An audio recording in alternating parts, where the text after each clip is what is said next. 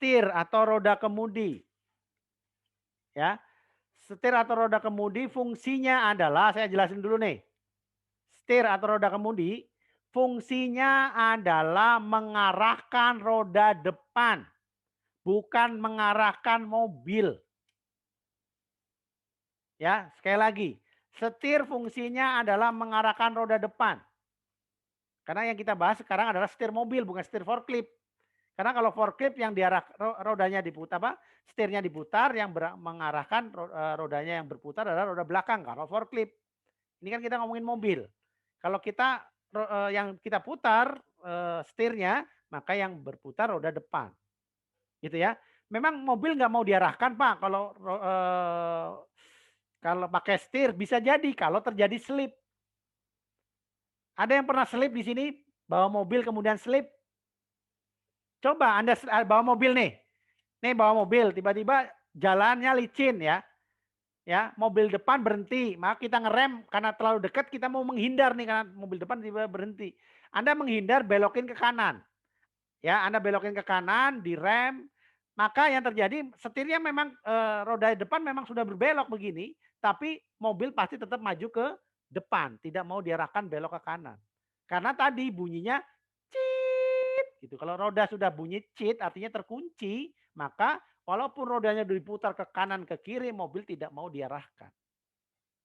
Gitu ya. Maka gunanya daripada roda kemudi atau setir adalah mengarahkan roda depan kendaraan. Karena mobil tidak mau diarahkan sesuai dengan keinginan kita atau sesuai dengan setir ya kalau terjadi slip. Gitu ya, tidak mau diarahkan. Itu yang harus Anda pahami. Oke, posisi tangannya gimana sih posisi tangannya? Kalau mobil Anda truknya masih fuso kayaknya masih begini ya, masih berdiri maksud saya, masih setengah berdiri, maka Anda pegangnya 93. Ya, ini sorry. Ininya kelihatan video saya, Anda lihat ya. Nih, tangannya di sini. Tangannya tidak boleh masuk ke sini, ke dalam, tapi harus ditaruh di samping. Ya, ditaruh di samping nih. Jangan ke dalam sini. Ya, tapi di sini. Oke, ini 9. Ya, 93 di sini.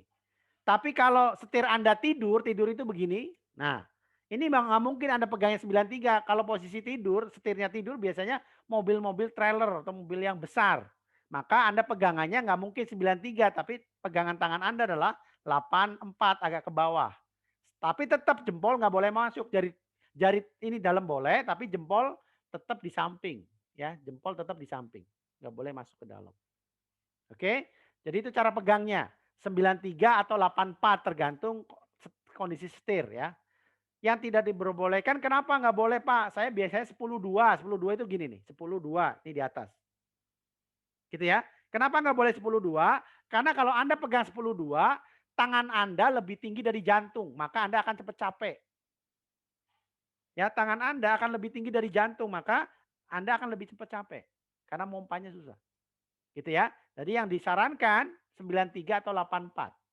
Kalau mobil setirnya memang tidur, maka mau tidak mau memang harus 84. Berputarnya, cara mengolah kemudinya bagaimana? Cara olah pengemudinya tidak boleh ngobok, ini saya sebut ngobok, ini ngobok nyebutnya. Gitu ya. Atau tidak boleh cuci piring. Cuci piring itu diginiin. Gitu ya. Tidak boleh. Yang betul adalah tarik dorong. Misalkan belok kanan, kanannya tarik.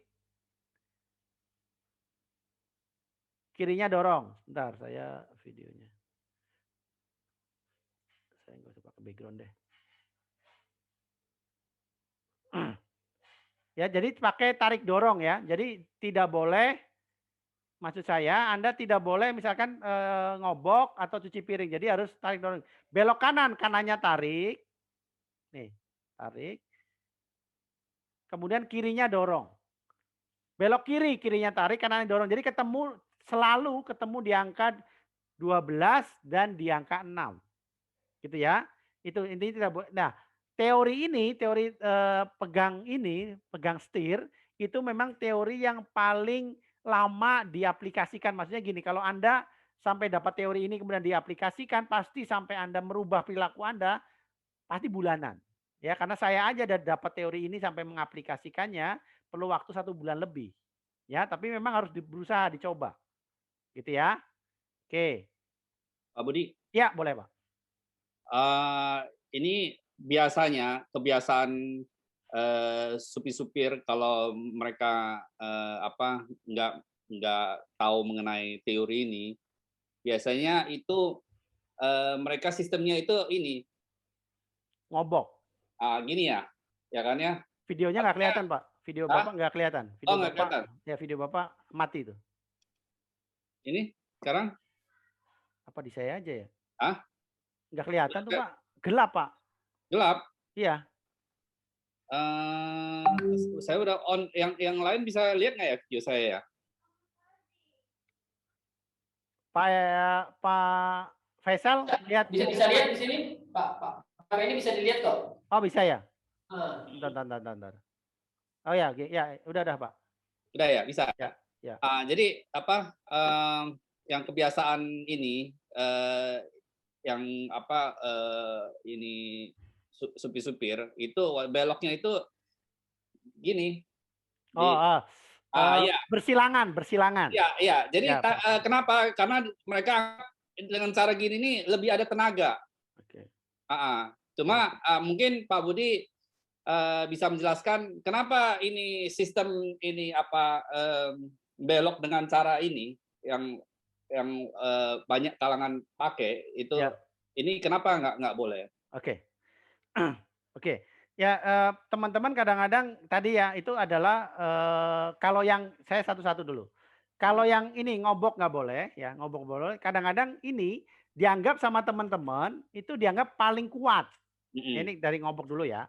Ngobok itu dianggap paling kuat. Padahal justru ini paling lemah. Kenapa? Posisi tangan kita kan terbalik nih. Ya, posisi tangan kita terbalik nih. Kita mau kan gini, kita mau ke kanan. Ini kan berarti kalau ini tangan kanan, berarti kan ini kita mau ke kiri. Gitu ya. Kalau ada kita masuk ke batu, masuk ke lubang, pasti akan ketarik ini. Akan ketarik ke sana. Gitu ya, akan ketarik. Artinya sebenarnya kalau ngobok ini paling lemah, pertama itu. Yang kedua, kalau Anda, yang kedua tadi yang saya jelasin dulu, yang kenapa nggak boleh cuci piring? Karena ada beberapa yang cuci piring nih. Cuci piring itu begini. Kenapa nggak boleh cuci? Karena cuci piring itu Anda tidak menggenggam tangan Anda, cuma ditaruh di atasnya begini, kemudian diputar. Nah, sama dengan tadi, kalau posisi roda itu masuk ke lubang, jalan rusak atau tiba-tiba keganjal sama batu, ini kan pasti nolak, artinya akan membanting setirnya. Anda nggak bisa ngontrol setir, ya itu yang kalau ngobok. Kemudian kalau yang bersilangan, ya kalau yang bersilangan itu selama bersilangannya masih dalam 1 jam diperbolehkan. Maksudnya 1 jam itu gini, ini jam 12, ini jam 6, berarti kan setengah nih. Setengah ke sana, ini setengah ke sini. 1 jam itu Anda boleh bersilangan kalau Anda jemput ke jam 11 aja. Jangan sampai jemputnya sampai jam 9. Jadi tangan kanan kan harusnya di jam 3 harusnya ya, tangan kanan. Tapi Anda ngambil sampai jam 11, boleh. Yang tidak diperbolehkan kalau Anda ngambilnya itu sampai jam 9 nih, sampai ke sini nih. Ini bersilangannya kan berlebihan ini. Sama kayak tadi kalau begini ini nggak kuat ini kalau begini. Kalau di sini masih mungkin kalau jam 11. Sama dengan jam tangan kiri nih, tangan kiri saya ini jam 1 masih boleh. Jadi boleh bersilangan dengan syarat 1 jam di sini atau di sini nih. Ini kan bersilangan nih. Tapi 1 jam. Ya, tidak boleh sampai segini nih. Tidak boleh sampai ke jam inilah. Ini kan bersilangan banget ini. Ya, yang diperbolehkan masih di jam 11 dan jam 1. Ya. Kenapa? Anda itu tangannya nanti berlibat ya. Terlipat. Jadi maksudnya kalau terjadi insiden malah bisa tangan Anda bisa parah nanti. Ya. Jadi kalau terjadi insiden sesuatu waktu terjadi insiden, maka yang terjadi insidennya lebih parah yang terjadi sama Anda. Itu sih maksud saya Pak Fendi. Ya, masih. Ya. Masih.